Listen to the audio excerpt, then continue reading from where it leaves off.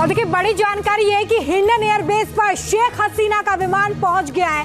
गाजियाबाद के हिंडन एयरबेस पर लैंड कर गया है विमान। तो अब तक खबर आ रही थी कि दिल्ली एयरपोर्ट पहुंचेगा शेख हसीना का विमान, लेकिन दिल्ली नहीं, दिल्ली से सटे गाजियाबाद में, उत्तर प्रदेश के गाजियाबाद में, जिसकी दिल्ली से दूरी बहुत ज्यादा नहीं है, दिल्ली एयरपोर्ट से बामुश्किल 20 से 30 किलोमीटर है। गाजियाबाद के उसी हिंडन एयरबेस पर पहुंची है शेख हसीना।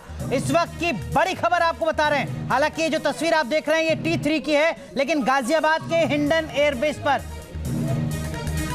हरीश जो ऐसी खबर पर ज्यादा जानकारी के साथ जुड़ गए। हरीश, बड़ी जानकारी यह है कि हिंडन एयरबेस पर पहुंच चुका है शेख हसीना का विमान।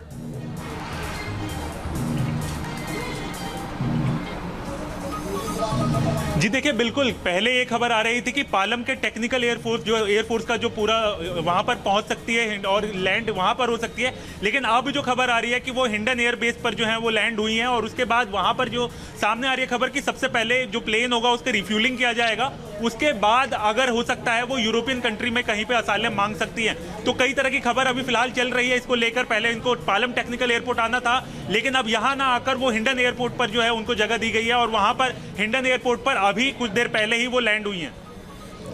तो इस वक्त की बड़ी खबर, हरीश आप अगर तस्वीरों के जरिए भी दिखा सकें किस तरीके के हलचल है, लेकिन इस वक्त की बड़ी अपडेट आपको बता रहे हैं। शेख हसीना भारत पहुंच चुकी हैं हिंडन एयरबेस पर, उनका विमान पहुंचा है और जैसा हमारे सहयोगी हरीश बता रहे हैं यहां पर वो रुकेंगी नहीं, उनके विमान में रिफ्यूलिंग होगी और वहां से वो किसी यूरोपीय देश के लिए रवाना हो सकती हैं। यूरोपीय देशों में सबसे ऊपर जिस देश का नाम आ रहा है वो नाम लंदन के साथ साथ फिनलैंड का भी आ रहा है, क्योंकि फिनलैंड में उनके करीबी, उनके रिश्तेदार रहते हैं। इस वक्त की बड़ी अपडेट आपको बता रहे हैं। और देखिए बड़ी जानकारी ये है कि हिंडन एयरबेस पर शेख हसीना का विमान पहुंच गया है। गाजियाबाद के हिंडन एयरबेस पर लैंड कर गया है विमान। तो अब तक खबर आ रही थी कि दिल्ली एयरपोर्ट पहुंचेगा शेख हसीना का विमान, लेकिन दिल्ली नहीं, दिल्ली से सटे गाजियाबाद में, उत्तर प्रदेश के गाजियाबाद में, जिसकी दिल्ली से दूरी बहुत ज्यादा नहीं है, दिल्ली एयरपोर्ट से बामुश्किल 20 से 30 किलोमीटर है।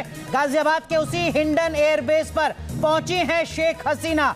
इस वक्त की बड़ी खबर आपको बता रहे हैं। हालांकि ये जो तस्वीर आप देख रहे हैं ये T3 की है, लेकिन गाजियाबाद के हिंडन एयरबेस पर। हरीश जो ऐसी खबर पर ज्यादा जानकारी के साथ जुड़ गए। हरीश, बड़ी जानकारी यह है कि हिंडन एयरबेस पर पहुंच चुका है शेख हसीना का विमान।